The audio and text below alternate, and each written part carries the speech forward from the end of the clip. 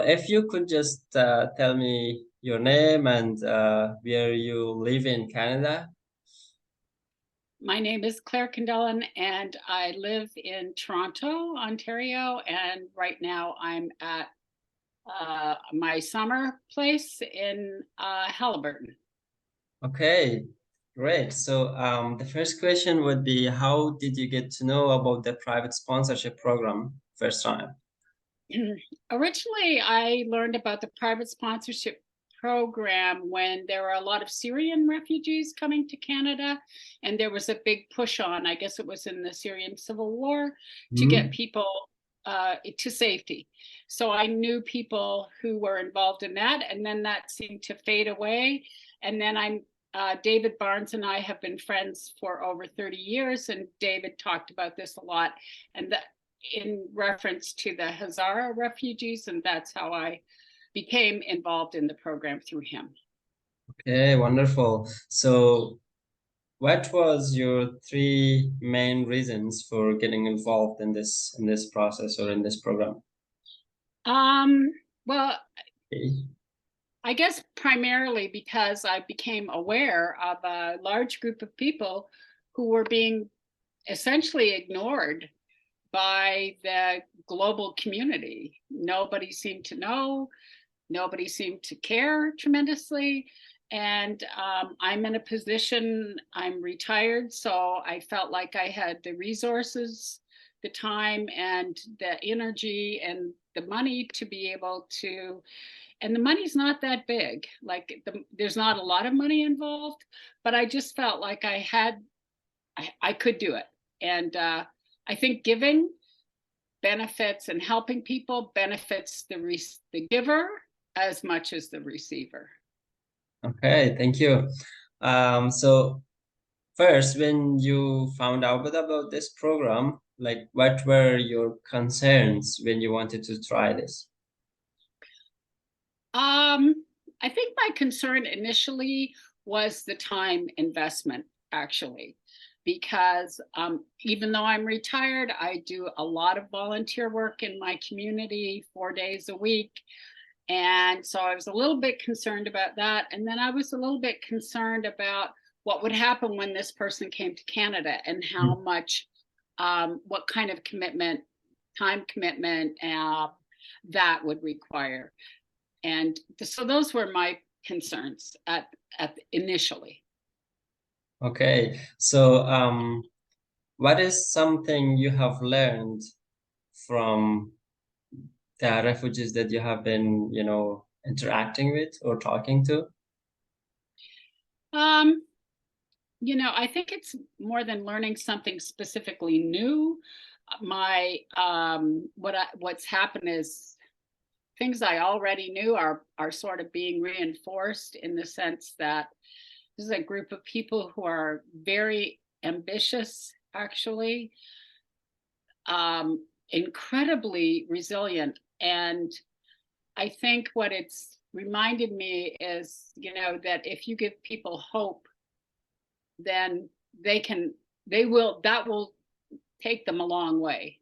That will change their lives essentially. And for my part, it doesn't require very much, but for them, it's really, really important.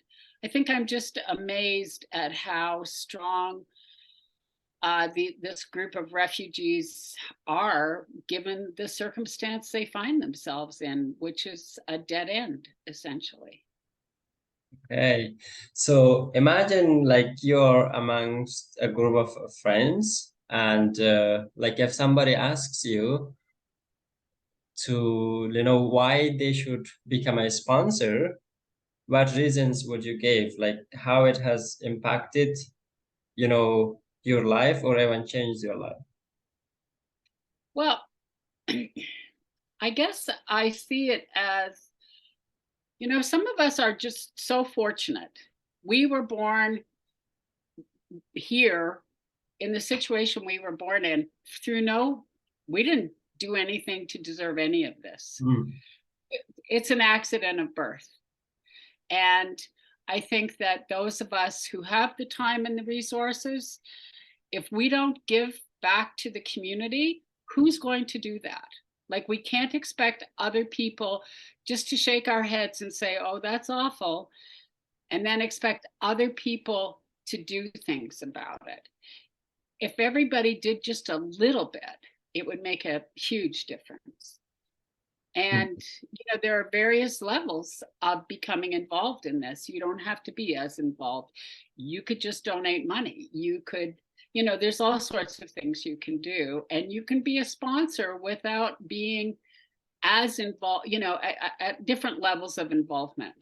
So it's not taxing. And I think, like I said, I think that it benefits people on both sides, because we have a tendency in the West to want to amass money and stuff. Right. And and we confuse that with happiness, and those two things are not interchangeable. Giving makes people feel good. Yeah. Okay, So thank you.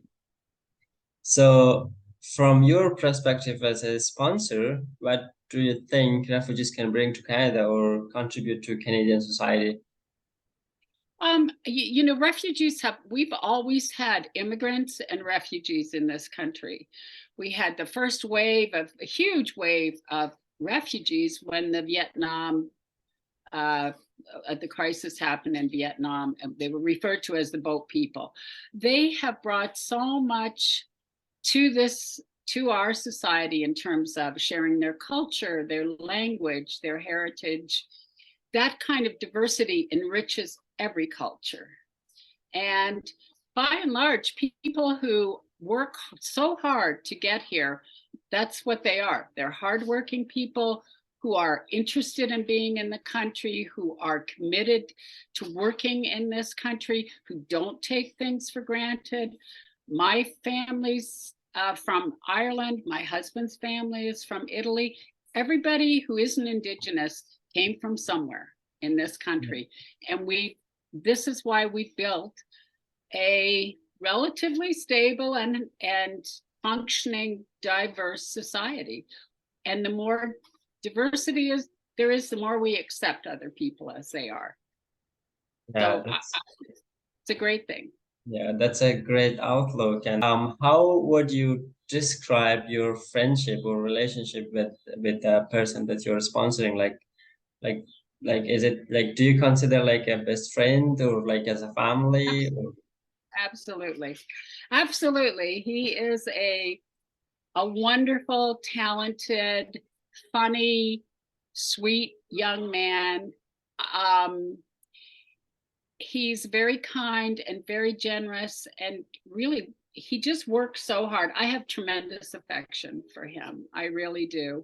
We try to talk at least once a week. Sometimes we see each other on Sunday mornings, but mostly the best part is we talk on WhatsApp or on Zoom. And I've gotten to know him. I'm so looking forward to having him here. That's so beautiful. And so thank you for joining this meeting.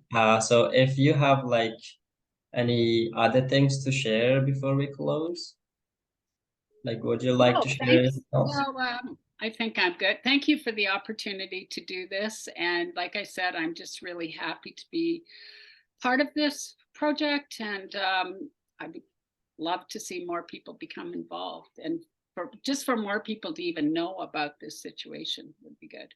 Thank you. You have done a lot of amazing things.